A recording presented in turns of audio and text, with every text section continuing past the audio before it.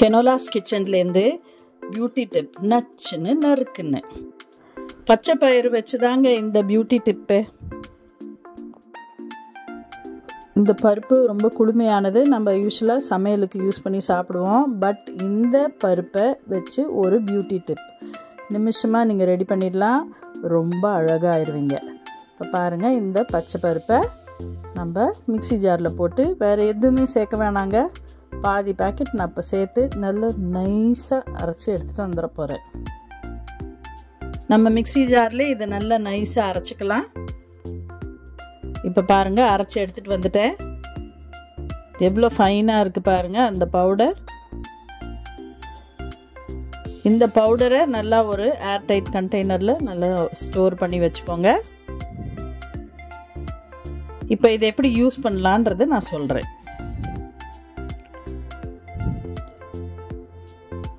இந்த பச்சை பயிறு ரொம்ப குளிர்ச்சி தரக்கூடியது.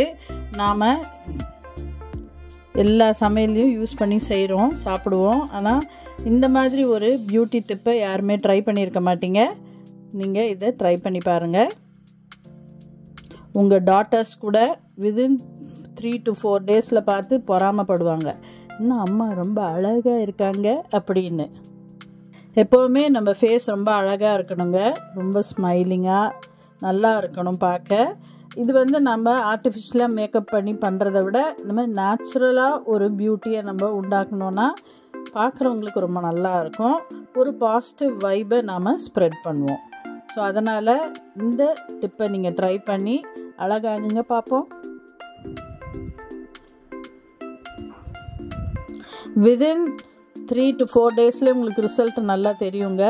ஏன்னா இந்த பச்சை பயிறு கொஞ்சம் ஒரு மாதிரி ஸ்டிக்கி தன்மை கொண்டது தான். அதனால் நம்மளோட ஃபேஸில் நம்ம கையிலலாம் நம்ம அப்ளை பண்ணும்போது அந்த ஸ்கின்னில் இருக்கிற ட்ரை செல்ஸ் எல்லாம் ரிமூவ் ஆகி ரொம்ப ஸ்மூத்தாக ஒரு டெக்ஸ்சர் நம்மளுக்கு கிடைக்கும். உங்கள் ஸ்கின்னு க்ளோ பண்ணும். அதே சமயத்தில் சன்னால் வந்த அந்த டேன் கூட ரிமூவ் ஆகும். இப்போ எப்படி பண்ணலான்னு காட்டுறேன். 2 டேபிள் ஸ்பூன் எடுத்துக்கலாம்.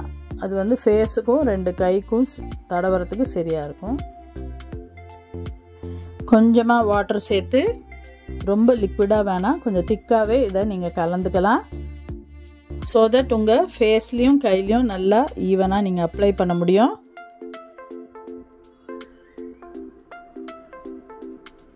இப்போ இதை நல்லா மிக்ஸ் பண்ணிவிட்டு ஃபேஸ்லேயும் கையிலையும் அப்ளை பண்ண பிறகு அது கொஞ்சம் நேரம் 10 minutes நீங்கள் அப்படியே விட்டுட்டிங்கன்னா நல்லா அப்படியே அது ஈரத்தை அப்சர்வ் பண்ணி அப்படி ஒரு மாதிரி இழுக்கும்.